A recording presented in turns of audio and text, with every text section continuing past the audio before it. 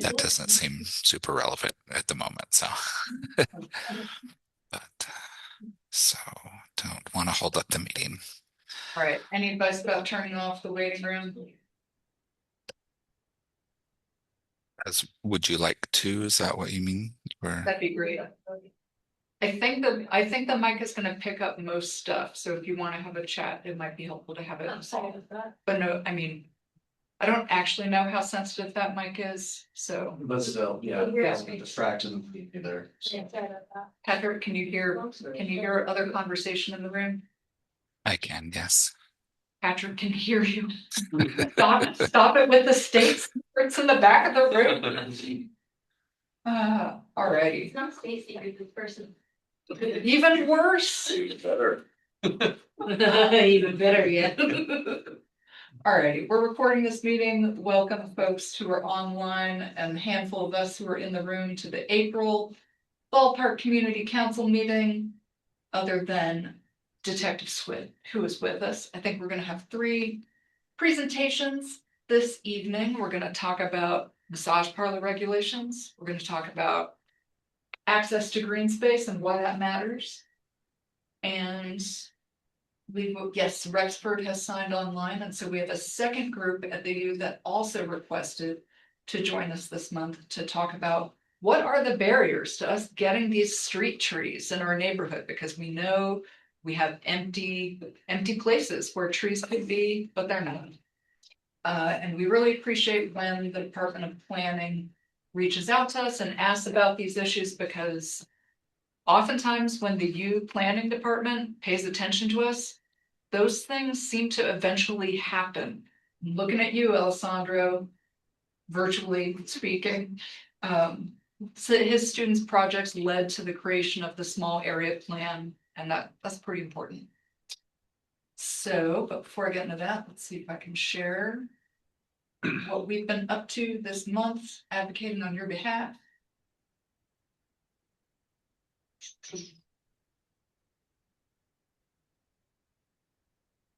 Okay, what have we been up to? We've been advocating for you guys at the Planning Commission meeting. Folks on the Ballpark Community Council, but also the Ballpark Action Team, and then a few residents showed up to our March 11th Planning Commission meeting to talk about Ballpark Next. A rezone is being requested and is going to City Council. This passed the Planning Commission by a vote of 5-2, but it was helpful to hear that some planning commissioners heard our concerns about the plan, about lack of green space, when it's been the #1 thing that our community has been requesting for years now. It was really helpful to hear at least one planning commissioner who served on the planning commission the longest acknowledge that that's something that we've been raising over and over. We've also been showing up to advocate on behalf of the Fleet Block and engage about that open space. We're happy to see that green space is something that the 3-acre open space that will be part of the Fleet Block is going to try to prioritize. Definitely keep engaging on this one. It's definitely still in the formative stage. But and for a reminder for people, I think most of the people who've signed on to this meeting or here knows the Fleet Block is the currently completely vacant block that's between 800 South and 900 South, 300 West and 400 West. But that is rapidly changing. And we've also been working with the Ballpark Library Lab, because right now there's no signage that points out that the Ballpark Library Lab exists. And we were reminded of this when we went to the CIP board, saying that we were hoping to get some pedestrian placemaking, some additional crosswalks in that area. Most of the folks on the CIP board had not heard of the Ballpark Library Lab, so it's always good to educate people about the fact that it exists. Because we had to wait on our Love Your Block grant due to the above ground sewer that has occupied the neighborhood for the past 6 months, we turned that money into some signage that's going to go in at these placeholder yellow pinpoint places. I don't know how to phrase that. Sounded good. Thanks, Peter. Anyway, that's all that we've been, no, Jeff, you've attended some city meetings on our behalf as well. Any news from the quarterly meeting with Mayor Aaron Mendenhall? Not particularly. I talked about to her and her representative there about the problem with the signage on the sewer, where they didn't have the West Temple closed on 17th South and people going the wrong way. And I did get some progress on that. Now people can go the wrong way on a different segment of West Temple. The sewer has moved, the sewer persists, long live the sewer. All right, let's see. Would folks who are here to talk about massage regulations raise your virtual paw, or is anybody to do that in the Yeah, room? we're not virtually. You're not virtual, you're here. I'm delighted. Thank you for joining us tonight. I'm sorry I didn't. No, you're totally fine. We've only Snuck met each in. other online. So, shall I project some slides for you? Would you? would Yeah, that do be you want great? to move to somewhere else where the camera sees me? That'd be great. Okay. No pressure. We're here to learn from your expertise. You know. Cool. Some of you may have seen me roughly, I don't know, just under a year ago when the bill passed and everybody was very excited and there were a lot of great questions and a lot of theoretical answers. We're still excited. Now we have some actual answers, which will be great. Hold on, let me have the rainbow ball of death. Give me a second. Why don't you introduce yourself and give a brief summary of like this bill? Do you want a chair? Or Okay, thank you. So my name is Lisa Martin. I'm the Bureau Manager in the Division of Professional Licensing over the massage licenses. We've also got Lindsay Agard in the room with us. She is our massage regulatory liaison. The bill that passed in the last legislative session created a mandate for massage establishments to register with DOPL. Up until this point, the individual massage therapists have been required to apply with us, but not the establishments and the places where the businesses where massages take place. As everybody knows, there are a lot of illicit massage businesses around, and this bill was in an effort to address those and address how those are often also connected with trafficking. Here we go. got it. Thank you. Very similar presentation is now available on our website for anybody to go take a look at. Our target audience for this is usually the owners, but anybody, of course, can go look at it. On slide 2, we've got the registration is going to be required for most establishments. There are a few exemptions, which we'll go over on the next slide. The registration is, we're at the finish line of letting it go live. So right now it's not quite there, but by the middle of this month, we expect the application to go live. So any fixed location where massage services are offered is going to be required to register with us. On the next slide, we see a couple of exemptions. Locations like schools where they practice massage on each other as students, hospitals, chiropractic office, things like that, they're exempt from registering as a massage establishment specifically. There are also mobile massage therapists that will travel to the clients. They're not going to be registered as establishments, they're individuals, and there are some reasons that sole practitioners will be exempt from registration as well. So nothing that doesn't fall into these exempt categories is exempt because of like being grandfathered in, or There's no grandfather. there's no Because it's grandfather. brand new. Okay, If Not- they don't fall into an exemption, they are registering with us, or they are violating the law. nice. Yes. Like, what do they have to provide to get something like a chiropractic type license? Like, is there some kind of verification, or can these guys just like, I'm a chiropractor now, yay, and like, go. So if they're a chiropractor, they're licensed with us as a chiropractor. Oh, okay. Yeah. I tell you, outside my wheelhouse, I was. Absolutely. And on the next slide, we do have what the registration, the business owner is going to be providing to us with their application. So they will have to have their business license with the city or county, depending on how it's set up in each location, Salt Lake, is a business license with the city. They will have to be registered with the Utah Department of Corporations to register their business name. They will be providing us an organizational chart, which lists out all of their owners, the percentage of the business that is owned by each owner. Each of those owners is getting a fingerprint background check by us before their location is registered with us. They will be giving us a copy of their right to own on the premise, whether that's the lease that they're renting from a landlord or because they own the space outright. They're going to provide us with that. If they're renting the space, they're giving us the landlord information and contacts. Part of the reason that we did that was there are requirements of landlords that if their leaser is in violation of some laws, they might want to just kick them out and break the lease because it's not lawfully available for them to do that. So we'll have the contact to say, hey, did you know this illegal activity is happening on your property? And then they'll be giving us a floor plan. Floor plan really helps us to know if there's a violation of they're no living on the premises. Gives us a real look is if they've got actual privacy rooms for their clientele to change in an area that is not with everybody. Questions? All right, carrying on.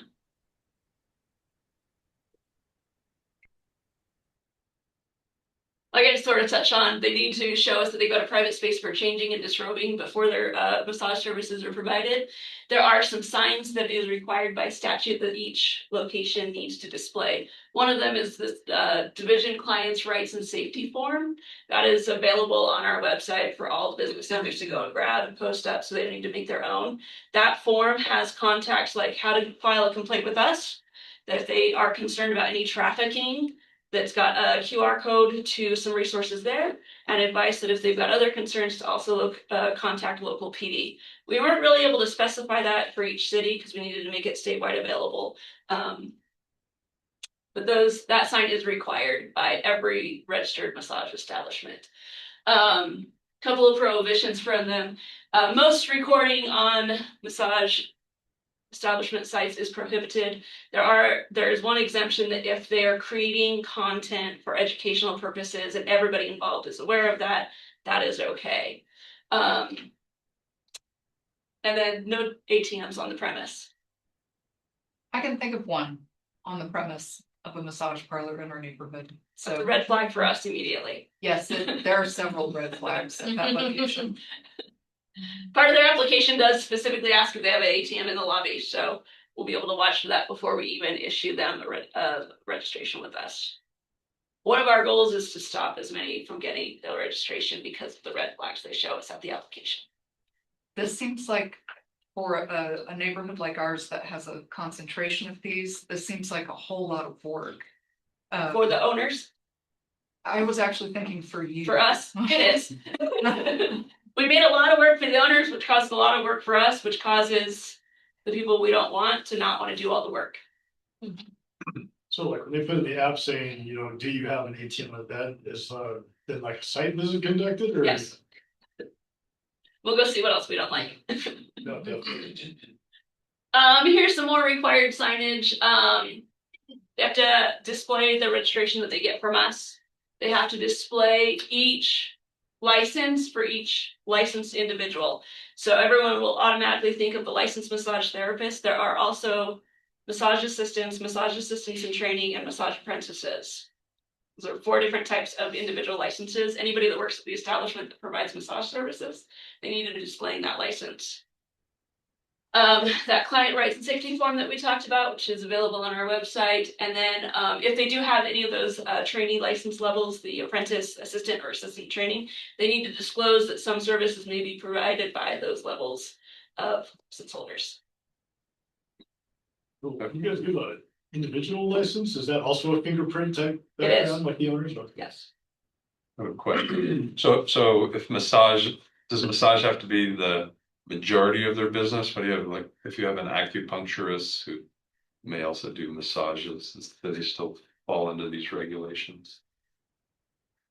That's not as yes or no as it could be, because there are some exemptions. So an acupuncturist specifically, they would also need to be licensed as massage therapists, so they would need to register. Chiropractor has an exemption if they offer massages, that they do not need to be a licensed massage therapist, so they would not be required to register as a massage establishment. Yeah, Staff to do site visits and verify. we do have a an investigation team. And we've been working with them about how to make this flow and work. We want more, but we're gonna have to see, how much of their time is needed as we open this up. I am concerned about it, but we do have a lot of investigators that we can shift where their workload is right now while we work on getting more funding. Yes. I'm thinking of a couple of estheticians that practice and they have and they're licensed as estes, but nothing else. But they do have that little back room where they do maybe something else, where they do massage, where they do Stop laughing, Detective Sweat. about This is eyebrow brand wax. new information, right? Oh, yeah. I'm thinking very specifically about going in for a pedicure and being offered an eyebrow wax kind of thing. Nail salons, estes, things like that. Happens to you all the time, I know. Yeah, like pedicures are really. Your eyebrows are on point. So that weird overlap, because it happens a lot. It does happen, and we get those complaints of concern about if this individual licenses this, can offer this service. And it is kind of case by case, depending on how they're advertising, what they're offering, what they're offering it as. So those are the things we want to hear about to make sure the lines are not blurred. Do they shut the door when you enter? One would hope. Well, I have a question. So for the SD, often when they go from like a pedicure to an eye or, eyebrow, they will leave the door open Yeah. to the room, It right? depends on the service. Well, so this is what I'm wondering. As far as the investigation team, how do you guys investigate things like this that are, happening during business hours? Yeah. So most of our investigators are broken up by profession. So we've got 3 that are very specifically on the cosmetology end. We've got 4 that work with a few other professions, but also massage.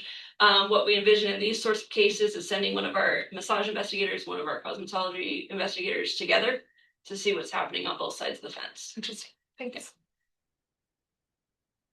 Okay. I don't remember what's on my next slide. Let's look. This is our public facing lookup system. Anybody can go at any time and look up any licensed profession or professional. So you just go to our website, click on look up a license, it'll bring you to this screen. You'll enter a name. It could be, if you go to this, select this one, containing, because they don't always register the same exact way they put the line. And then you can filter down and select massage. There's a drop down that'll also allow you to do establishment versus person. That's not built quite yet. If you go look today, you'll find 0 registered massage establishments. If you go look at the end of the month, that will change. So if you ever have a question, if you see one that you're a little concerned about, go ahead and look it up. If you see that they are open and you can't find them on our website, shoot us an email. We have a plan for that. Our next slide is our plan for that. Exciting. She develops. So here on a homepage, you can select file a complaint. You just enter in information such as what the place is called, what the address is, and say, I looked them up, they're offering massage services and I don't see them as registered. Our plan on our go live launch is that anyone that we find that is not registered, not applying with us, we're going to send them a letter that we're calling a couple of different things: a letter of concern, a letter of warning, an educational letter that says, hey, this is the new law, you have 30 days, apply with us or we're coming back. Okay, I was wondering about how the timing worked. Yeah. So we are going to open the application in the next couple of weeks. Like I said, it's going to be kind of a soft launch. I think one of the questions that you emailed to us specifically was this timeline. By the beginning, the first 10 days of May, we're going to blast email every licensed massage individual with a notice saying this is the new law. If you own a business, make sure you register. If you work for a business, make sure your owner is registering it. And then in the fall, around October, we're going to go hard deadlines. you're not registered with us, we're moving on from our educational letter to formal disciplinary action. Citations, warnings. It depends on what that individual establishment is looking like. Yes. Can you walk us through what that disciplinary action looks like and, you know, the escalating steps involved in that? Yeah, so it is varied case by case, complaint by complaint. So the softest one, we kind of went over already. They just didn't know. They honestly didn't know. So we give them 30 days to go ahead and register. It's a letter of concern. It's not public. Nothing really negative happens. They ignore that. We have the option to issue them a citation, which is just a financial input for violating the law. If they continue to ignore us, or if we're seeing that they just don't care about that money, we can do. How much is a citation? There is a range. So in our practice act rule, we have a whole table. So we go to Joe Schmo's massage for an inspection, and they've got 15 violations. Their inspection is going to be much heftier than one that is everything looks great. They just forgot to register with us. So it's a little discretionary, a little based off of what it's seen, what is found. But thousands. I think the higher it is, the likelier. Yeah, they kind of questioned me when I was putting dollars in amounts, and I was at one. That is all I had, but what other questions are there? Yes. Sorry, one Keep more. it going. No. Okay, so citation, they get some fines, hopefully hefty fines. What happens after that? So if they are not a registered entity, we're kind of limited on what we can do. So we can just keep going citation after citation.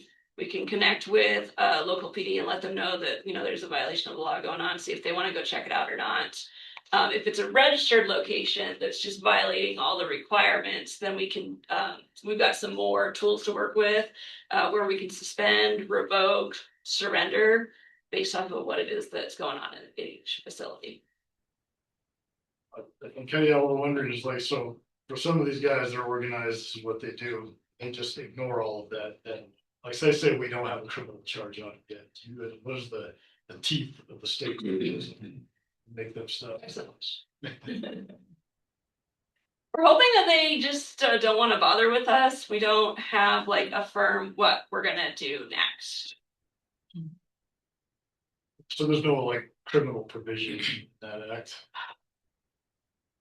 Like where it can escalate to that, like, hey, you haven't complied for this much, now it's, you know, whether it's, you know, the pattern of unlawful behavior, whatever the, you know. So those are some of the codes we use. There are 2 things in that practice act that are criminal, but I can't remember what they're connected to. Oh. So I'll have to look. Yeah. Yeah, that's the big things, like, It is. these are the types that are gonna be like, cool citation, bro, and just keep going. Yeah. Or just get Don't change. Yeah. Thank you. Yeah. Goodbye. Yes. Yeah. Yes. Well put. So civilly, if we don't have quite enough teeth yet, criminal, civilly, at what point does it escalate to mandatory eviction? I mean, as soon as the requirement is in place. I mean, you can tell them they're closed, but when do you tell them you're vacating the building?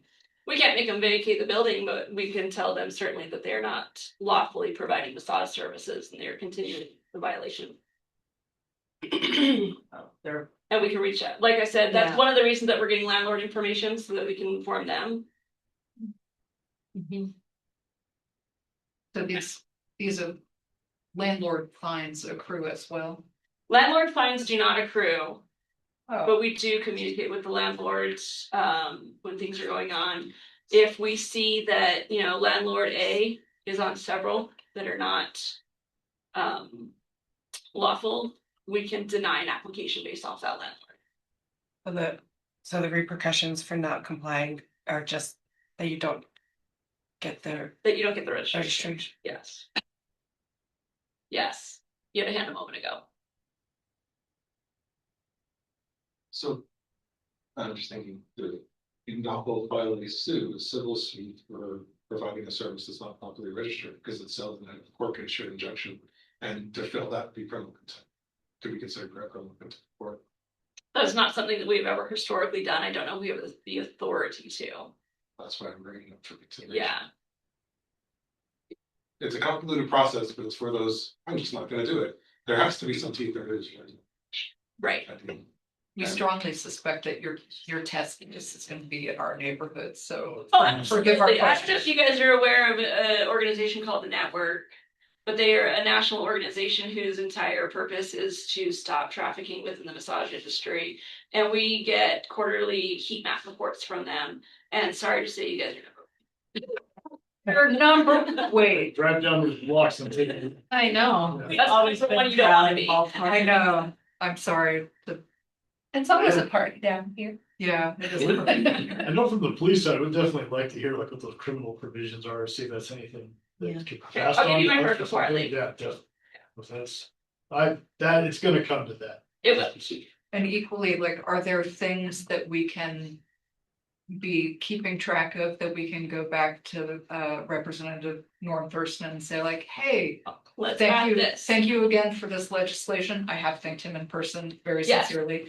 But yes, like, time for massage amendments, part 2. Mhm. Okay, Yes, because I'm sure many of us in this room would be happy to go up to the legislature. Give absolutely. a comment about why additional provisions are necessary. Yeah, about the time that we hit our hard deadline, I'm actually going to a national massage conference. And we'll be chatting with the other states that have establishment laws and registrations or licenses to see what teeth they have. That sounds, National Massage Conference sounds fun. Yes. Take some. Clarification, this is a professional license, and don't they have to also have a city business license? Yes, they have to have their Okay. city business license before they can register with us. They have to have that first. Yes. Okay, but if they violate this one, can you pull the city's business license? We cannot, but we have developed a report that we can send to each city or county, which lists any denied, revoked, or suspended massage businesses. So they can then take their action. I would not count on that from the city at this point. We've gotten zero traction on that in the last 20 years. Like, you have no idea. In this city, that business license is given by God or something, and it does not get pulled. Like, we had a literal taco stand across from the shelter back in the day, dealing crack at it. We bought crack from them. They went through the process and got probation, and the city handed them the business license. We have the corner mart on 11th East and 16th South. Oh, God, yes. There's been 2 warrants served by narcs there in the last 6 months. That the owner's up to 7 felony charges. And it's still going. I spent 2 hours there last night and had to run off 20 cars full of juveniles there. No, this is East Side, our neighborhood. I'm here, yes. Like it's Yes. just, it doesn't matter, you know, there's often the conversation that, oh, like. It's harder to do on the east side or the west side, but So like, yeah, any This is pressure you not- guys can get to the city on those business licenses, they have not listened to PD at all. Like, Detective Swift, would you like us to invite business licensing to another meeting? anything you Yes. think will work, yeah. Yes, yes. Because I would like to know what is the holdup on that? We've been trying this. Again, literally for a couple of decades and it just never happens. Sounds, We're not- sounds like Yes. fun. In the Let's do meantime- that. And I would think from the city Yes, side, it should be bars. pretty straightforward, like, Oh, yeah. hey, we're documenting criminal activity here, you don't have a license anymore. Would it go through finance and licensing or would it go through code enforcement? Code enforcement can do whatever they want to. I don't know. The holdups I've that just- I just business- never with see business business licensing. licenses getting, I've never seen. I've never seen it with an illegal caterer or illegal bar service either, so. Yeah, usually the route we've had to go with like the clubs and stuff like that has been the state side. Yeah, City- but can you get SBI involved? SBI will take care of you if you're a bar, no problem. That Maybe point they will. has been made many times before, like if only alcohol was a thing And well, involved in yeah, this. that's why we'll basically, we'll find out what the criminal provisions are and see if we have some recourse with the new act, because that would be. So we need something, because these Mm-hmm. people are, they're gonna be. Seems We've like that's had the business TCD. licensing Yeah. speak at our meeting, but that was maybe 3 years ago at this point, and we did feel pretty. Like many things, it was sort of like, oh, that's the health department, so it'd be nice. If there's a consensus that like now we're talking about a business license. Let's have that conversation. Yes. Can I ask a question? Yes, please. So can you, SBI, I mean, a lot of people know what SBI is, but can you tell people real quick? what- It's just State Bureau of Investigation. Great. I didn't. So, Oh, sorry. it's yeah, just- I just wanted to clarify for the meeting. So, So like, highway patrol, like, basically they're a state police agency, it's their investigators. Yeah. Literally State Bureau of Investigation, that's all like, they think of them as a bunch of detective units, but they're state and not city cops. It's like FBI, but for states. Yeah, pretty much. It's just troopers. They roll with mobile enforcement vans and things like that, and they're hilarious. Detective Swift looks like Brandy has a question online about, does this have to be law enforcement to do a sting, or can the individual citizens do their own stings, and will they hold up legally? I would not encourage any citizens. Yeah, that's not, there's like a lot of ways that could go wrong. One of the other things you could push with the city, we have not actually had a dedicated vice unit in a number of years. What we have is called special investigations, and they get pushed, they get tasked with kind of both drugs and vice, and they get pushed in the direction of wherever they're getting pressure. So there'll be times where they're getting pushed on drugs, and then all of a sudden the vice thing comes up, like, why aren't you guys doing vice? Okay, and they drop drugs and they go do vice, and then someone else comes in with, why is drugs not getting? They don't, it's not a big enough squad to do both. They would either have to stay as special investigations, but with a bigger staff, or they would need two separate teams. So that's something you can bring up with police, like Chief Red and the city council people can help, put that pressure on, like, hey, we've got 100 massage parlors in these neighborhoods. We need a vice unit actively addressing this. Somebody besides Teague. Yeah, right. Yeah, exactly. Chuck can't, he's also a nerd. Chuck can't use whips. Mm-hmm. The problem is that like they don't provide, or they don't pose to like enough of a public nuisance like a drunk driver does, for instance, Yeah. right? Like, They don't get the attention that The violence. attention, yeah, I was gonna say, I disagree with how that was said, but yeah, the attention from it. Violence is high profile, violence hits the news. You don't get a lot of news articles about guys getting offered something in the massage parlor. It's just not the nature of it. That's why even though we do enforcement at the side, that's what we need is some way to lengthen the business license or criminal charge on the owner. Because we can there's a lot of those vice charges at the low end tend to be misdemeanors, and they don't apply to the owner. And what we really need is a mechanism to take an owner to jail. Honestly, that's what it's done. That's why it'll be interesting to see if there's some mechanism for that in the new state. Or a hefty enough fine That's to go to it. the owner, right? Yep. These guys. The ones that are in it, Yeah. it's a drop in the bucket. Well, they Oh just my changed the name on their accounts, and then you gotta know where to go to seize that money. Again, you gotta remember, these aren't like you and me filing their taxes legitimately every year and leaving a paper trail. Like, they just ghost out. Like, the fines often are, you can levy it, but get it's a whole nother thing.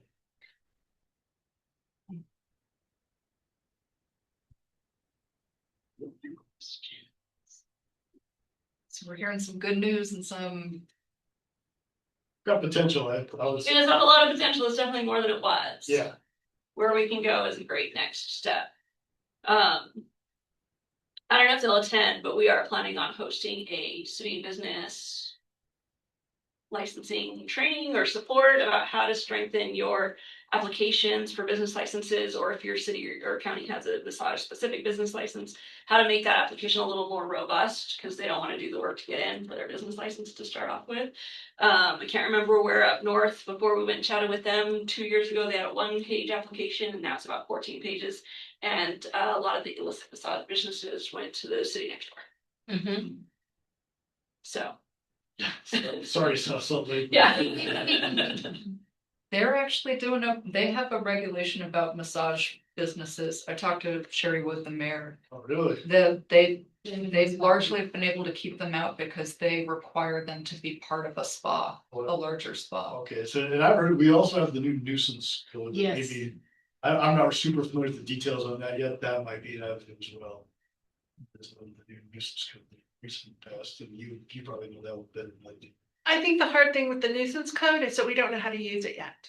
Like I mean, they spoke about it a lot at the work sessions and things like this, and it's predominantly, again, coming up in our neighborhood related to college parties and houses and things like that. So just from what we understand is we don't really know how to utilize it as a tool. As I understand, the nuisance code that was recently passed does give a little bit more teeth towards targeting both residential and commercial entities that have had repeated complaints over a period of time regarding activities on the premises, and it gives more teeth to going after the owners of those places. So the example that was used in how this ordinance might be applied was a problematic convenience store like City Corner. Yeah. Right. and- But it was just passed 2 weeks ago. Yeah, Well, a lot of you been there, would remember the old Colonial Main Street Hotel. Yep. Right, places like Very that. well.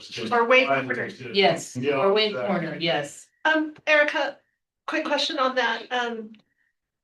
Again, trying to figure out how to collect the necessary data or information required to start creating a case. Mhm. Do you have any information for us on that at this point, or who should we ask for? On the City Corner? Well, no, just on like the process of utilizing the ordinance. For example, there's a lot of ordinances on the book Mhm. that, you know, city council or community councils or Mhm. individuals have to really create the case. They have to get the images, they have to make the reports. Do you have any information on I how? can follow up with how to do that. Yeah. Cause it is one of those things that sometimes it's dangerous for constituents to try and create cases in these situations, Yeah, but yet we can't do much without yes. the case. I will say PD is typically when it's a nuisance, and if I find out that it's a nuisance, when I contact PD, they're already like, we're on it, we're working it, we're executing warrants on the property, we're doing all of these things. But the business licensing piece, I think, is a good one to follow up on too. Yeah, way to physically close that place down. Yes. I know, so you're talking about the city ordinance. Yes. On The new nuisance. one. Yeah. What about the state level? What about what passed in this most recent legislative session on nuisance? Was there a specific nuisance one at the state? I know the, Yeah, it was that's why I'm gonna get her info. We'll find out what's in the criminal side of this one. But I wasn't sure if there was a state level nuisance ordinance this time. Yeah, Tyler Clancy passed it with Brady Bramer. But anyway, we can, Yeah, we can look into that. Like, I don't. it'd be helpful to, I know I talked to them about including a stipulation about sex trafficking in there, but I can't remember. I don't know all the time if there's, a city ordinance passes on nuisance modification and a state level one. I don't know who we talk to about how to make that, Work together. yeah, or understand how they work together. I'm sure some folks at the city do in terms of the people who designed the most recent ordinance Mhm. language. Yes, because they have to make sure it complies with whatever state law is. Right. But yeah, if it just passed this session, some of that stuff was put into. Yeah, I know the sergeant over at SIU, he might have some info about it. Chat to you guys on it, but. Okay. See if they've gotten briefed on them. All right, sounds like we've got some people to follow up with about this. Yeah. I looked. I understand that it hasn't all rolled out yet, but I did Yes. look at the, how to file a complaint section. The website that is currently displayed. And I noticed, that you have to have a name to do that, like not currently like an individual's name, not like a business name. It or can an be business address. name, because we do also register like constructor businesses, and you can find them. Okay, So if you go to the slide above, if you do the second option where the name contains versus the specific name. So here where it begins with the name versus it contains this portion of a name. Okay, You might end up with a longer list because a lot of massage establishments have the word massage in their name, but. okay. All right, well, you're probably gonna start getting stuff from us to try to. at Oh, least we get the ball anticipate a rolling. lot. Yeah. But we would love to keep working with you on how to like make this really work and how to protect people and, that's the Kelly Lake. I'm surprised you didn't bring this up because I kept thinking, I'm gonna let Kelly Lake bring this up. What am I missing? Sorry. Oh. I'm sure this has been something that you've paid attention to already, that it'll come up at your massage conference, but organizations to help people get out. Mm. The people The who are, victims. yeah, the people who are being victimized. Yeah, the support groups for, and that's super concerning because a lot of the people that are being trafficked, men and women and babies, are not here legally. Of And course. you don't want them just deported back to home base where they're gonna be sold again. Yeah. So that's gonna be a little bit of a, So the required clients' rights and safeties has a link to a human trafficking support network. It is required to be at the entrance of every location as well as in the restroom of every massage establishment. So it's got the website listed in a QR code that'll take them there, which is not 100% a solve. We had to take a little bit of a back step on that avenue. Some of us in the office wanted to go a little bit harder, but it was really stepping over the line of our administrative authority versus the criminal authority. Did you have a hand? It's just. I'm not sure what your link goes to, so it's probably a broad kind of national thing. There are a lot of local resources that might be necessary to put there. Because who knows how to deal with that, right? And so they also, well, there are a lot of, there are a lot of agencies and organizations that help people immediately, like right after they're pulled out of the massage parlor. Yeah. Here locally, there are also long-term treatment, et cetera. But putting this like local resources. Yeah, that'd be great. I'm gonna give you my card as well, and you can send me what you got. hey, Amy, HB 355. Thanks. Well, we would appreciate everyone's attention to this. Everybody in this room, everybody that is paying attention knows that it is an issue. It's been a long road from when the bill passed to, I'm saying in 2 weeks when we actually get this launched, and a longer road when it has actually launched. But I'll leave a stack of my cards if you guys have questions. I can't remember where to go on the website to look up an establishment or file a complaint. Throw your email in the chat as well. We really appreciate, I know this is a big lift. So we really appreciate your work on this. It could make a big difference to just quality of life in our neighborhood and, oh, we've got a question. Yeah, Sharon said just knowing a place is enough to file a complaint. I'd say as we're launching it, I'm sure we'll see a bunch of those. Maybe if you are filing a complaint just because you know it exists and you throw something in there like, and it has an ATM in the lobby, and all of its windows are blocked out, or the door is locked and you have to have a code to get in. Some of these things that we know are just, 24 hours. yeah, I can go in at 3 a.m, things like that. They'll help. If we get, 100 complaints and we get a little more nuggets on some of them, they end up higher on that list. We throw another one in there that is B9 at utah.gov. B is in Bravo, the number 9. And that's gonna be my whole team. So having a few more of us respond might be quicker than me directly, but either one is okay. This is great information. Yeah, it is really good. Yeah, happy to be here. I think this will make a difference. I mean, I sure hope so, because I put a lot of hours into it already. one of the things that we've noticed is, our neighborhood, the character is changing. We're getting nicer small businesses. We're getting blocks that instead of just having, completely unoccupied block, some folks are moving in or they're changing over. But we haven't noticed fewer massage businesses. We've noticed more of them. And that's concerned everybody in the room, because it's not just that location, right? If a massage business moves into that block, like a daycare is not gonna wanna move into that block Right. after that, Yes. for example. Yeah. So the link that you put on, that took to the news article, Yes. which had our 495 known illicit massage businesses. I'm hoping that in a year we knock that down Right. That's in Salt Lake or in the state of in the Utah? state of Utah. 390 here in. It feels like it. Okay, thank you, everyone. Thank you so much, Absolutely. and yeah, we wanna help make this work as much as possible, Fantastic. so, yeah, Thank thank you you. for your work. Yeah, why not? Why not? Tree and green people, appreciate that you're here. Since we've talked about public safety so much, do you mind if I let Detective Swift talk about things that are not massage related to public safety? Whatever you guys need, I'm here for the duration, so whatever, if they need to go or whatever works. Okay. Tree and green people definitely makes them sound like they're from Mars, Yeah. like in the 50s.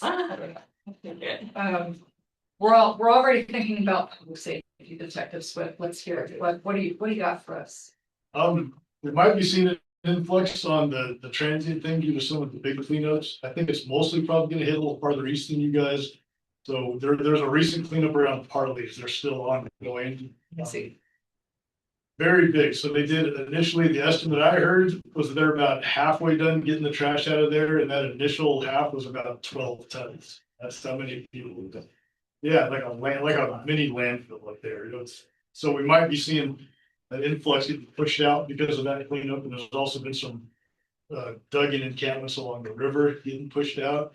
They're getting innovative. I'll give them that. They collapsed one the other day that they had dug a full underground like lair and then covered it, with like a framing and dirt. A wood burning stove in there. It's very elaborate. So we're getting a few things like that. So they're getting pushed along the river and on the east side. Obviously, maybe the river guys are more likely to get pushed. And so, yeah, keep an eye out.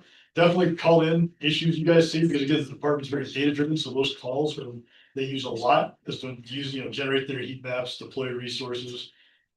I know the other thing that's come up recently, there were some concerns Missy brought up. I guess she'd been getting some questions about possibly a new first step house around, I want to say 10th South and maybe 2nd or 3rd West. So if you guys haven't heard about that, it's a proposed, it looks like, so they have a few similar facilities around the city. The one that looks most similar to me is there's one on Denver Street. It's about the same number of beds, 75 beds. And they have a lot of it's for people with mental illness and people who have been homeless or at risk of being homeless. So I did run some stats like on Denver Street, and I would say more police calls than your average place, but most of it does seem to be in-house, dealing with mental issues, things like that. It was actually seemed like a much less of a call load than some of our bigger problem, like high rises and stuff. And so I think you might see more police presence if that goes through due to that thing, but from what I could tell, it didn't seem to be radiated out in the neighborhood very much. It seemed mostly be, because they do have a lot of on-site help, first step for those facilities. The mental health help and all kinds of caseworkers, a lot of that's in-house in the building. And so I think a lot of it hopefully would stay within that building when we're there. Yeah. Denver Street, that's the one downtown. It's around 400 or 500 south, something like that. Yeah. So you might be comparing apples to oranges, because that's most of substance abuse, like that's their intake. They have people stay there for like 30 days and then they move on. No, they have several. They have a couple of those. They have one of those in Rose Park on Grant Street too. But there's one, let me pull up the address on it. 555. There's one on Denver specifically that's 70 or 75 beds. Downtown location. Yeah, there's one on 50, still He's near not talking fourth about or that. fifth. Smith. Yeah. You're and not that's- That's by Smith. Yeah, that's different. That's not permanent housing. Let's see, this one, 439 South Denver. So that would be, I think, a little over from that one. But I know Is the it the one 50s. on that little side street where they have that huge like high rise apartment? I think so, yeah. And so they're looking to build something like that. Yeah, it would be about 70, it would be that one's, I think, 75 units. I think this one would be 70. It would be very similar to Denver. It's long-term housing, a lot of on-site support. It's not, I know, but yeah, the one on 50 There's is like two staff. a halfway house. And when you give them time, there's not a lot, I don't think there's a lot of on-site support, there's like two staff members there. But I will say that it does seem quiet. I've been there. Yeah, and they have one on, they do have the halfway house on Grant Street when I used to work Rose Park, and you'd see them walking around, but I didn't field a lot of calls. Over the years, I've had tremendous success with people who have gone through First Step. Yeah, it's, It's been a consistently solid program. The houses very seldom get dirty. yeah, there does seem to be decent oversight on them, like, I think the Stratford would probably be about what you're looking at, and I don't know what the call level there is, but that sounds like more what you're. hopefully this is much nicer than Stratford. But again, I mean, a lot of the Stratford stuff stayed inside within the building, but I think usually the So stuff. there's a lot of stuff inside the building. Yeah, I mean, I haven't gone to First Step facilities nearly as much as I used to go to Stratford. What's the question? I'm sorry, I mean, what is the question that we're It sounds like, tossing around? it sounds like Detective Swift repeated that Missy is concerned that a First Step house is moving. I guess their concerns have been raised to Missy from other surrounding residents when that article hit, so I was just kind of giving brief, yes, we are aware of it, I've looked at some of the call volumes, this is. Kind of, because there's some, this is the type of facility it would be, it's not a homeless shelter, it's like a long-term supportive housing. I mean, for what it's worth, we hosted Sean McMillan, who heads up First Step House at our December meeting here, and so we've already got some questions about the basic model answered at that meeting. Yes, ma'am. What's the article that we're referring to? I believe there was a Building Salt Lake article about it. Yeah, that's what I was just. it came up, it came to me through Missy and my commander who said, hey, this proposal's in, like, we're wondering, like, what is this gonna entail? Like, is there gonna be a lot of effect on the neighborhood, call volume? There will like, so short answer, there will likely be some. My experience with First Step is kind of consistent with hers. It will mostly be kind of contained to the building mostly. I don't think we'll radiate out much in the You neighborhood. say it's about 10th south and 4th west? Yeah, Second West. Second west, I think.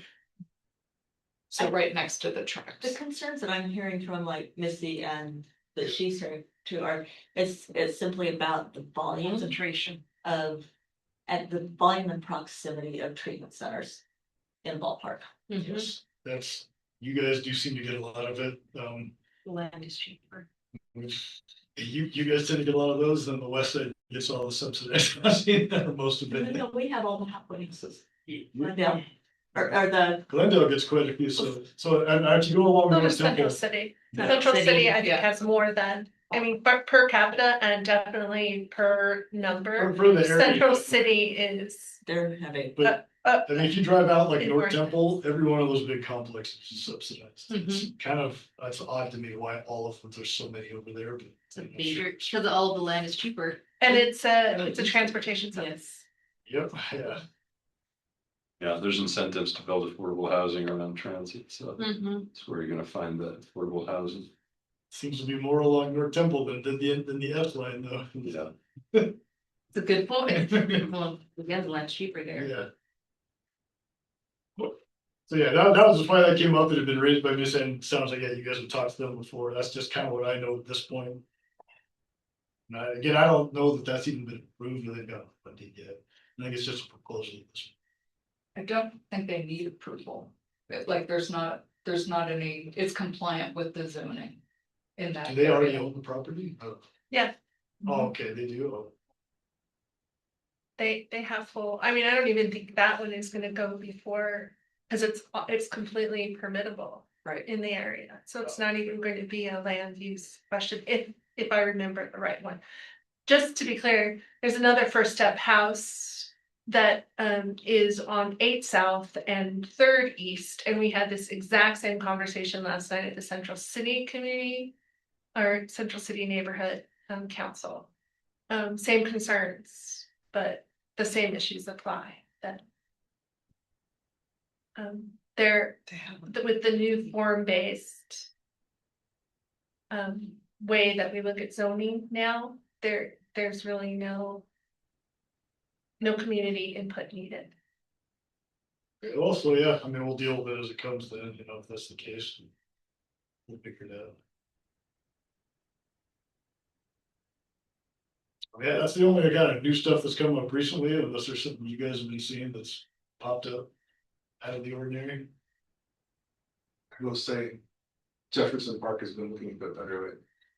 So there's challenges. It's- Nice, Kevin. No, right, like definitely compared to a year or two back, yeah, like when I go past there. Weather's warming up, so we'll try and keep on it, and like I've mentioned in other meetings, you guys have one of the most proactive bike squads I've ever seen in Christensen, like they're on it.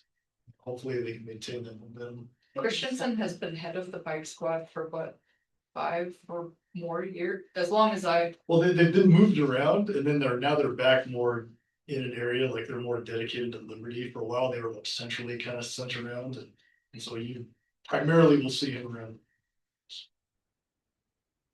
want to keep him. Yeah. But not at the detriment to his career, because he is good.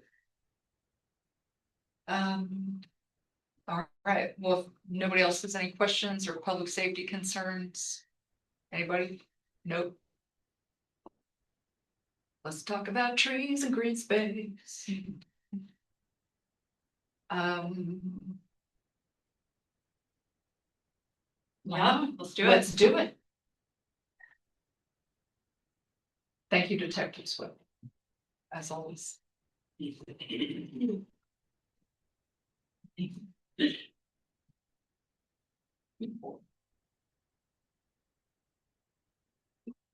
Hi, everyone. Thanks for having us.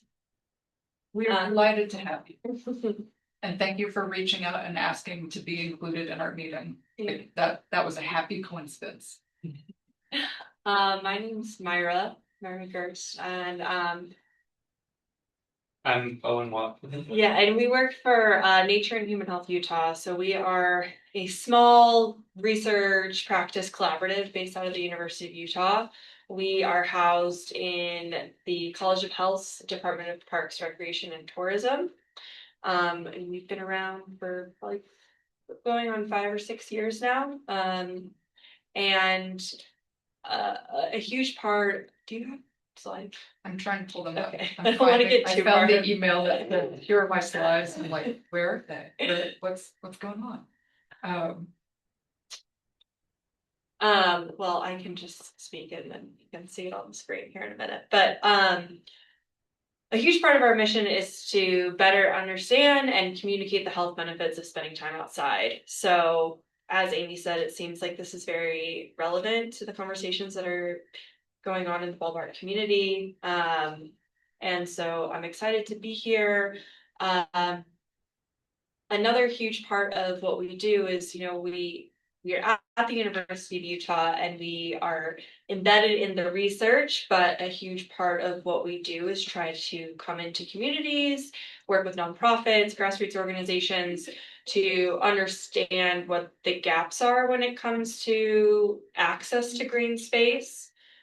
Because, it's great to say that being outside is good for your health, but we know that that is not available to everyone.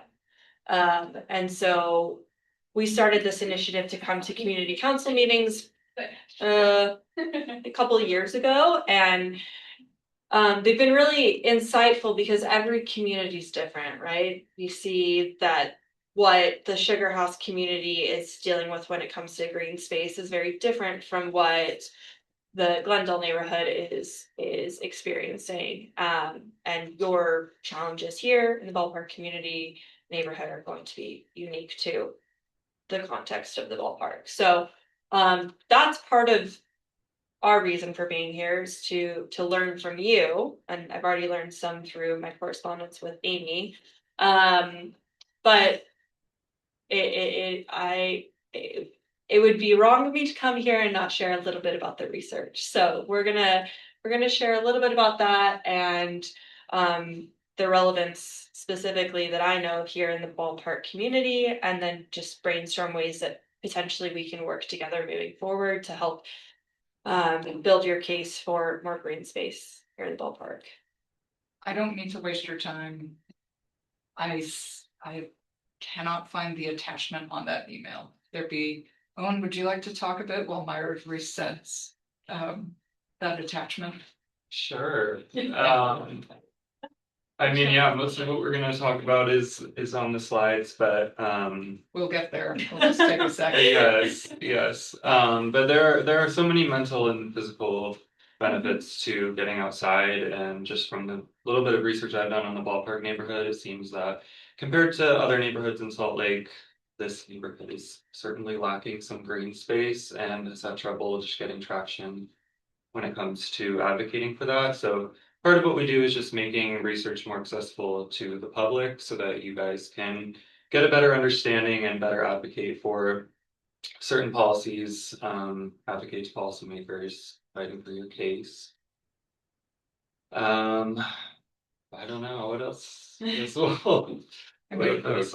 give you a question Yeah, and then sure. while you're waiting. Have you studied best practices in other communities that, you know, show how you can put more green space Yeah, absolutely. affordably into neighborhoods? Yeah, we go through a lot of case studies, and Myra and I both do plenty of research on that. We produce research briefs and infographics each month that make that boil it down, make it easier to understand, just for everyday people as well. So Sent it. Pressing refresh dutifully.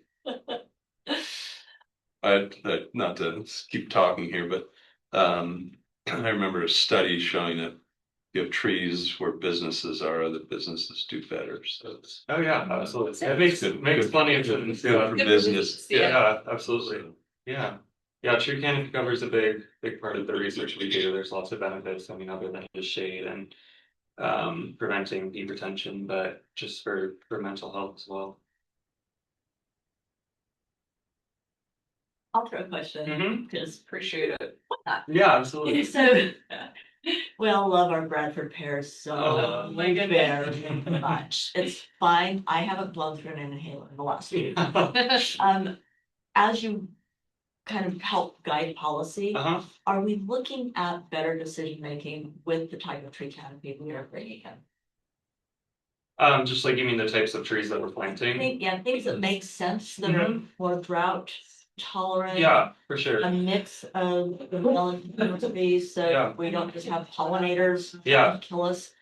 The policy brief I did this month was actually on the importance of biodiversity and planting native plants. And studies actually show that having more biodiversity and planting those drought tolerant native plants have more health benefits than if you were to just, grow up whatever trees you're feeling like. Yeah, for sure. So just a variety in, the types of plants, the types of green space makes a huge difference. It's not just about having a patch of grass here and there, it's about what you're actually planting. I mean, getting people outside's great, but Mhm. not when you have to chomp on the air before you. Yeah, exactly. Yeah, it's about the quality and the type of green space that we're trying to create. Mhm. Are you specifically looking at urban areas, or are you looking at transporting people in urban areas up to? We like to focus on urban areas. A big thing we talk about is having green space within a 10-minute walk of your residence, and how important that is and the benefits that provides. So we do a lot of work. We mostly focus on Salt Lake, but I mean other areas in Utah as well. Does everyone here live within a 10-minute walk to a park? How big of a Think so. park? Yeah. A park that you enjoy going to, put it that way. Well, so looking at the Not law enforcement side of things, so one of the issues is small parks can Yeah. be magnets for crime Right. and dog. Yeah, when we and went all to that the Central City Community Council meeting, that was a huge part of the conversation was Toffer Park and okay, yeah, we have this park, but no one's going there because it's not safe. So safety is a huge part. So that's something that we talk a lot about when we're comparing like Salt Lake City to West Valley, because West Valley City has they have a lot lower number of parks, and the parks that they do have are serving a higher proportion of people, and those parks that they do have are unsafe, not well lit. People don't utilize the space because they're low quality parks. So there was a study done end of last year that was looking at park quality and social capital, and they found that, I mean, shocker, higher quality parks have tends to have higher social capital in those communities. So when we're thinking about parks and green space, quality is incredibly important. Both the biodiversity, as that can help mitigate climate change, but then also the amenities that are available at the park and, the user experience in the park. So thinking about bathrooms and lighting and ADA accessible sidewalks. These are all things to consider when planning for new green space or improving green space. So can we actually skip to slide number 3? So this is just kind of like a quick snapshot of the health benefits of spending time outside. This is from article in 2017 that was looking at pretty much all the nature and health research. So nature and health is a very interdisciplinary field, meaning that we're pulling things from public health and psychology and urban planning and sustainability to see, what are the health benefits. A benefit that I really love to share is there was some research done actually by one of our colleagues who found that just 10 minutes outside can improve mental health and lessen the severity of depressive symptoms.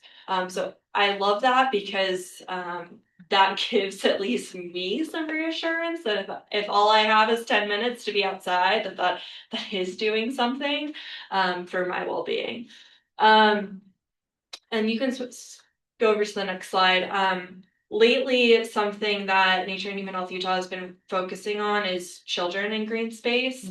We started working with the Division of Outdoor Recreation's Every Kid Outdoor program, and their mission is to get kids outside. And so we produced a series of research briefs for them focus specifically on children in green space. And I also love this literature because I think when advocating for green space, if we bring the kids into the conversation, my hope and dream is that people will care more if we're thinking about future generations. I know that, and I think we all know that we are starting to talk a lot more about youth mental health, specifically here in Utah. And there is research to say that kids spending more time outside means that they're off their phones and using less screen time, and then getting the benefits from being outside.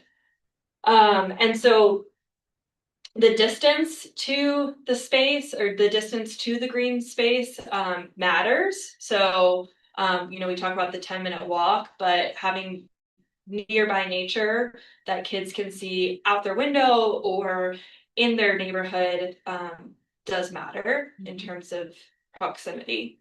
Another thing that I wanted to be sure to touch on for you all, because you have these two spaces coming up, the ballpark and the Jefferson.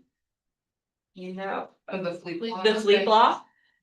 We have, these two spaces that are have the potential to be both green space and community spaces. Another research brief that Owen did was focused on the benefits of nature-based community events. And so I urge you to think about, as these spaces are being designed, how to incorporate nature-based community events into that. So I'm gonna have Owen talk about those findings. Going to the next. I sure don't. Thank you. So yes, so another brief we did for that Every Kid Outdoors activity was on community-driven nature events and how they can improve health. So it's parks and green spaces, it's a lot more about how they're utilized and not just how they look. So research shows community-driven nature events and activities in outdoor public spaces can strengthen social connections, support mental health and well-being, encourage physical activity, and then also just give people a better sense of belonging within their community. So that matters because green space is the most beneficial when people feel comfortable and welcome within that green space. We talked about safety, that also kind of ties into this. So some of the activities that we talked about in the brief could include walking groups, outdoor story times, family activity days, community gardening, or stewardship events that could be hosted in these green spaces. And so that way the green spaces can turn into essentially community gathering points, which is more likely for people to use them just in their everyday life as well. So just to summarize, the more that green space becomes part of regular community life, the more residents will experience those mental and physical benefits. Do you have thoughts about, you know, public green space versus yards? Because they're, you know, so big swaths of Salt Lake, as everybody in this room knows, are single family zoning, like kids have access to yards. But because those neighborhoods are increasingly more expensive, actually more kids are living in the denser neighborhoods that don't have yards. Right. How do you like measure the effects of access to public green space versus private green spaces? Well, I think That's a big question. that's a big question, and I don't know if there's like an article that I can cite that addresses the one that answer. specifically. But I will say a few things. One, you know, the backyard is accessible at all times, which is, you know, a dream for a child. But, you know, that comes with a level of constant supervision and perhaps like not a lot of creative space to play. And then when you're thinking about public space, there's the opportunity, you know, going back to the social capital element of interacting with more kids who don't look like you, who have speak different languages than you, and you know, have different backgrounds, and learning through play and those different experiences is a whole other thing. Now, you know, the logistics of going to a park versus going to your backyard means that you're probably not going to the park as much. So, you know, it's a cost benefit analysis of, yeah. To Amy's point, we have been conversing a lot with our CRA community risk at the city. And we have been told as community councils that a lot of the bigger developments and density will come with green space built into the projects. So they would be private to the complex, but public to everybody in the complex. Right. So we're not actually seeing that really happening yet, but I was wondering if you guys have any research on those, maybe how to encourage things to happen more. I mean, some green space is better than none. You mean encourage those private spaces to be public? Well, to create green space, but then like encourage investors or opportunities for green space to be built into higher dense. Yeah, I've got like some ROI stuff on a couple slides. If that's what you're thinking about, like the return on investment in terms of that's like exactly it. We healthcare. would love to see that. Yeah. Yeah, you go to the next slide. I just want to briefly touch on I mean, these are things that you probably all know. Are you familiar with tree equity? Yeah, so And we're gonna talk about it more. yeah. So I won't go into that. Are you familiar with the Healthy Places Index? Actually, I'm not familiar with the Healthy Places Index. So the Healthy Places Index is a tool on the Division of Health and Human Services. And it's basically like a tool you can put in a zip code, and it will show you where that zip code lands in relation to other zip codes in the state. The Ballpark neighborhood is in the 5.4 percentile in healthy places. So the average county for Salt Lake County is 23.1, meaning that the Ballpark is 5.4% healthier than the rest of the state. And then it lays out, it breaks it down into categories, and the highest priority areas are transportation, clean environment, and housing, which I'm sure is not a shock to anyone here who's engaged in the community. So I mean, all of this to say is that your zip code is the biggest predictor of your health, and you know, green space and the environment and all these things play a factor into that. And I thought when I was preparing for this presentation, I was looking at Ballpark Next and the Legacy Fund, and from Larry Miller and social determinants of health is an aspect of that. And you know, I think green space is a huge argument for improving social determinants of health. We haven't heard a lot about the Ballpark Next Legacy Fund in a while. Okay. Yeah, Does that not exist anymore, or it's unclear. Okay. When it was announced, it was $100 million investment into Yeah. the Ballpark neighborhood. Over the years, its number has continually gone down and the focus of that fund has shifted. So Okay. it's Well, highly unclear where the impact fund is now. Another group to think about working with is the Sorensen Impact Center, because they do a lot of impact investing. So yeah, we can communicate because we have some contacts there of interest. Okay, you can go to the next slide. It would be very nice to get clarity and get that fund back on track. So well, here I am to remind you. So yeah, this is what I was talking about, and I'm all shy now because Dr. Rigwan is on this call and I'm citing him. nice. But an article that he did with some colleagues in the field back in 2021 identified that people of lower social economic status reap higher benefits when it comes to green space. Another thing that I heard earlier about just like planting trees and green cover, they found in this article that public green space is more impactful than green cover itself, like just planting the trees. And that is specifically as it relates to health and physical health. But then talking about return on investment, as you asked earlier, this is from the Trust for Public Lands.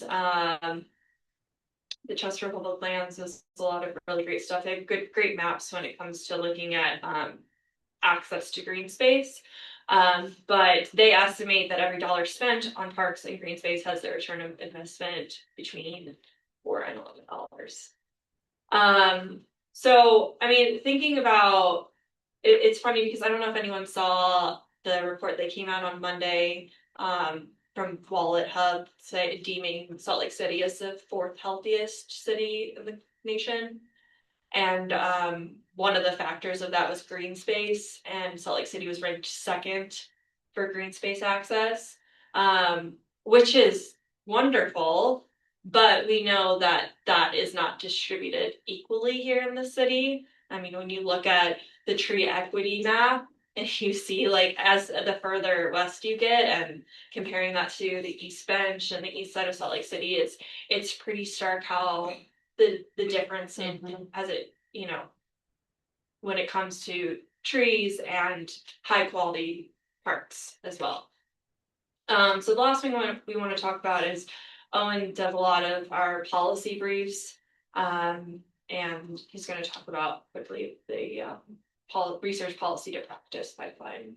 Yeah, so I mean, all of this is great to talk about, but obviously a lot of this is only going to be implemented through policy change. So policy advocacy can help communities set clear goals. So just creating, I mean, the more specific targets that you can have, the more likely that policymakers are going to listen to the community. Prioritizing the highest need areas.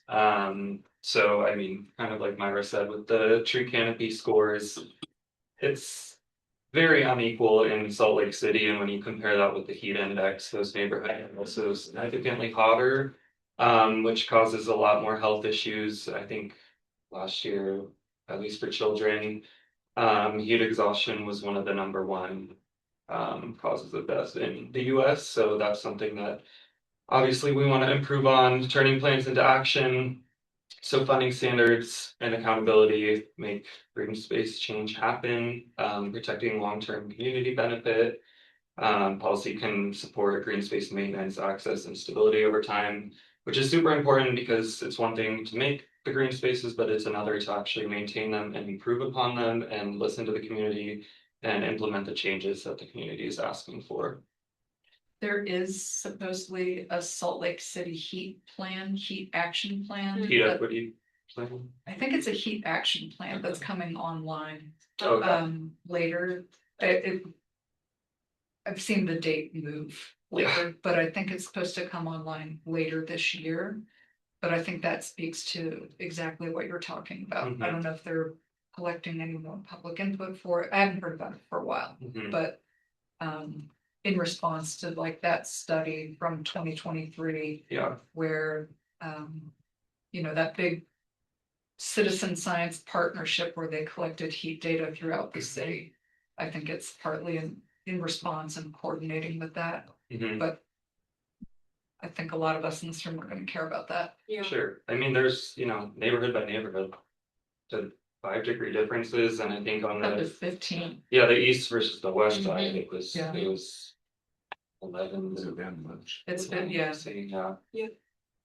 Yeah, so we've been working on this a lot with the CRA, and we were just looking at the ballpark next plan, and we've been able to whittle it down finally after multiple months of trying to get this information as to where the ballpark next plan got its climate data related to heat. And we did lots of research, and it basically goes to national information that isn't regularly updated. Now, keep in mind that these are not our own employees doing this research. We're hiring out to professionals. And basically, once we've paid $1 million, we kind of expect that information is going to be up to date. So what is your, and I'm being kind of snotty about this because it's been a terse conversation, but my question is like, what is your policy looking at towards, again, getting local public scientific data included in local planning and zoning choices? Have you guys analyzed that or looked at best practices for any of that? Yeah, well, I mean, in all of my briefs, they're Utah specific, and I use sources that are using Utah specific data. It's a little iffy with how much we can talk about specific policies and make recommendations just because we are. Yeah, because we're with the University of Utah. No, yeah, I just meant if you're doing the science, Right. So basically, my question is that like I or anybody else could really look to you guys as a holder of more local data than maybe these national sites. They're all over the place. Yeah. Yeah, I mean, and if it's not us, it's our colleagues. So I mean, that's a huge part of what we do is try to be in the know with what research is happening locally. Excellent. Yeah, that's really helpful because it does get a little bit, there's so many online data sources. Right. One can just look it up and grasp one out of there and not necessarily have it fundamentally be relevant to what's really happening on the ground here. Right. So thank you. Yeah, I mean, we're lucky that there's a lot of researchers at the University of Utah who are studying this in real time, whether that be through graduate students or doing it collecting the data themselves. So we have local resources on our website as well. We try and keep track of all that in one place. Thank you.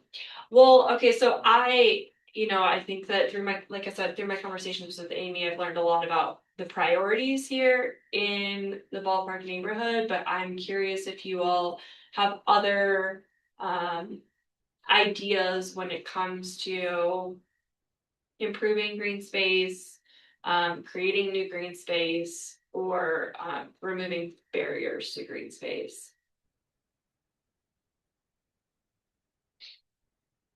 It's all about the money. Yeah, put a cap on our property costs. Yeah. I'm sorry, I'm just gonna keep talking until somebody else has something important to say. But my question is, and again, this is probably for like, Erica's our new city council person, so she's had a huge learning curve. Thank you, Erica, for investing so much into the learning curve. The question I have is, how do we get our local politicians, and again, brand new person, but I'm talking more about the people who have been around for a while, that aren't as genuinely listening to us as Erica is. How do we get them to want to invest and pull from local data, our own University of Utah, over some of these people that we hire at great expense to do the what are those called? The consultants that are generally located in not even in Utah, they're coming from other places. Right. Is there any recommendation from the University of Utah that's not central to your studies, but more central to the policy folks that you work with, that we might be able to talk to them about this? Christina, I'll tell you that the biggest driver that I see ever with any municipalities and, even on a state level, are the chambers of commerce. The Salt Lake Utah Chamber is insanely powerful during the legislative session. South Valley Chamber is becoming even more so because all the money's headed out south. Miller's and Seg are both headed out south again. Encouraging local independent business to interact and to communicate concerns. The lobbyists that the chambers use are amazing. We were constantly with Jason Perry with the Hinckley Institute during the session, and they listen to the business community. So Kelly, that's a great point. So then I'm gonna have a follow-up question.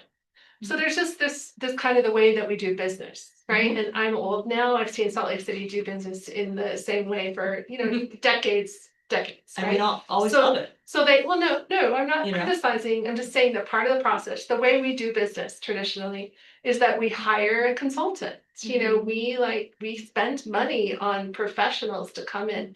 I mean, we worked with incredible consultants for like just the nature plan, and we've done it for Ballpark Next. It's just what we do, right, Peter? Yes. So my question is why do we keep doing that and spending all that money when it's right here in our own community? And I know that I just don't know who to ask that question, so I'm tossing it out to the crowd. Who do we ask? As we prepare for budget season, I've been asking this question too about how much we spend on consultants to execute the work. And I think my other concern is that it's one thing to come up with the plan, it's another to fund it, and it's another to execute it. And then another to maintain the plan. And I think there can be an impetus towards, well, let's do a really good plan. And then the rest will follow, but that doesn't necessarily always happen. We have beautiful plans done by consultants, very expensive, but not the full scope of what the project really requires. I'm just saying that in my first couple of months. I don't know, Peter, I'm sure you probably have I seen a version agree. of that. Not to insult consultants, but they say you pay a consultant $100, you give them their watch, they tell you what time it is and they Yeah. get back to you, so. Oftentimes they tell you what you already know. So. Yes. I would like to see a focus on more local consultants as well, because they've got more skin in the game. That's what I'm advocating So- for. Yeah. So get the business, especially the younger business community. I say this is an old person. Get the younger business community to get involved with communicating with their politicians and demanding that we respect our institutions like the U. That's great advice. Yeah. Something else I'd add is often the procurement processes to bid on one of these contracts are often convoluted and difficult. And if you're a smaller shop or maybe, aspiring researchers of some kind, it could be hard to navigate that process. So that might be another barrier. That's great. Yeah, I mean, there's the Hinckley Institute, there's the Kempsey Gardner Policy Institute. We've got people here who are doing the research, so I have no answer to the question of why are we not hiring. That's a great answer though.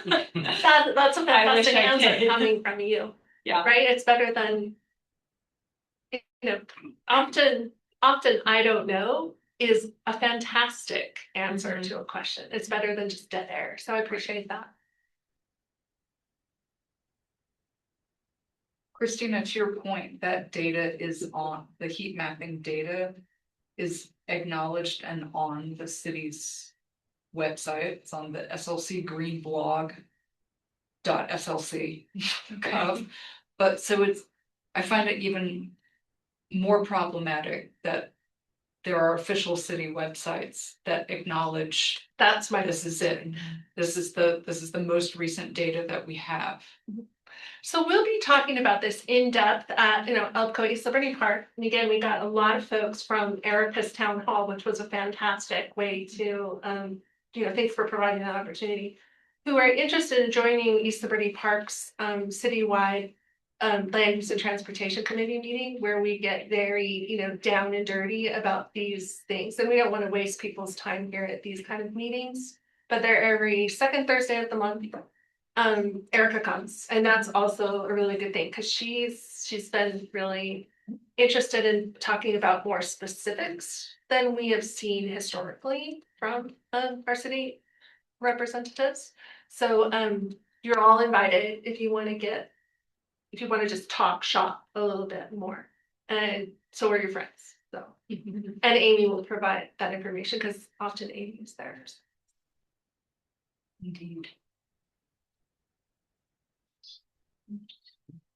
Well, I have these stickers and I'm very proud of that I want everyone in the city to have. So I will leave these, but Wait, what do they say? they say nature is good for your heart, nature is good for your brain. And they're all different. I care about my brain. Yeah. Yeah, you're gonna have well, you could have two. You can most certainly have two, but I'll pass these around and I appreciate giving us the time. Your artwork's gorgeous on the. Thank you. Oh, yeah. All right. It's kind of weird that these two conversations happen separately, but yeah. We have a grad student from Alessandro's research group who was working on a study about access to trees. Eric, how you doing? Hi everyone. You can give us a pitch and then we'll send out the link to our 600 person email list. Post it on our social media because we want to understand this problem. If you can't already tell, we're pretty committed to trying to figure out what the heck we can do to get better trees.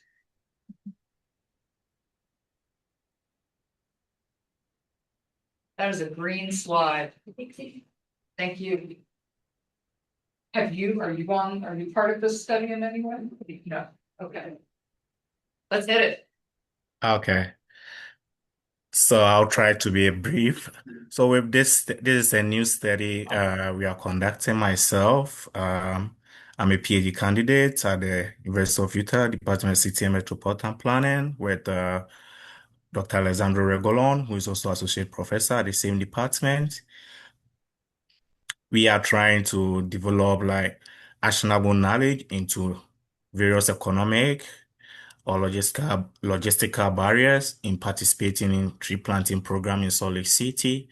We are trying to see whether various economic barriers like the cost involved in caring for trees or the time involved, logistical barriers like whether people have the required tools to care for trees, and also the perceived benefits of trees, whether people feel like or think the the benefits of trees outweigh these barriers.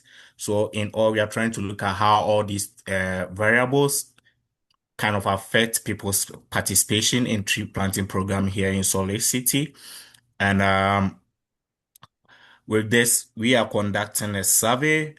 We are trying to sample about 300 residents, both on the east side and the west side, with an equal divide 150 on the east side, 150 on the west side. Rexford, what do we count as? Cause my physical address has a W in front of it, but I live on the east side of the interstate. Yes, Ballpark's not an east side neighborhood, but we're not a west side neighborhood either. yeah. So with this, we have decided that any address with the west, the W in front, should be designated as west, and the one with east will designate as east side. Oh, controversy. Yeah. But yeah, right now that's what we have decided right now. But probably going forward, we'll find a better way of dealing with that for now. But for now, that's what we have decided. So with this survey that we are conducting, we have this that generated this QR code, and anyone here can scan the code and try and fill out the survey for us. We really appreciate it. And there's a section that asks for like a unique code, and you can input the 888 and continue to fill out the remaining sections of the survey and just submit. This is a new study, so we don't have any results yet. So when we are done with the survey and everything, we can come back and try and share what we found concerning what residents are saying uh, about tree planting program in Salt Lake City. So thank you. That'll be all. If anybody has any question, can ask. We appreciate you doing this. We do understand that our tree canopy is not great in our neighborhood, and understanding if there's a way to improve it would be really helpful. Yeah. Even Thank you. though the trees are free. Yes.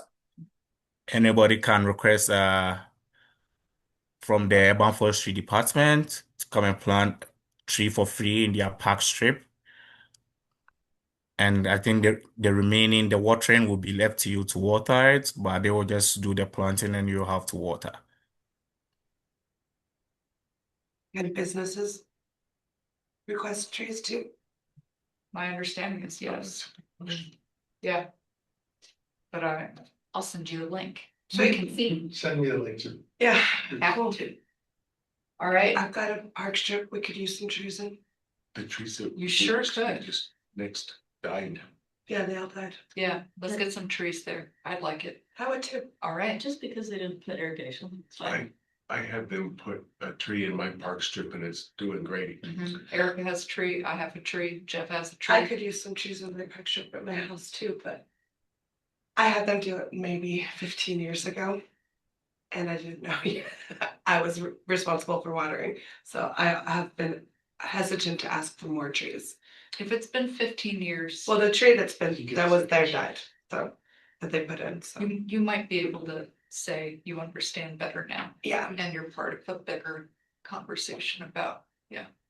All right, thank you, Rexford. We will. Thank you so spread much this for having survey me. out in the world. Okay, thanks everybody for participating, and let's call it a month. Thank you.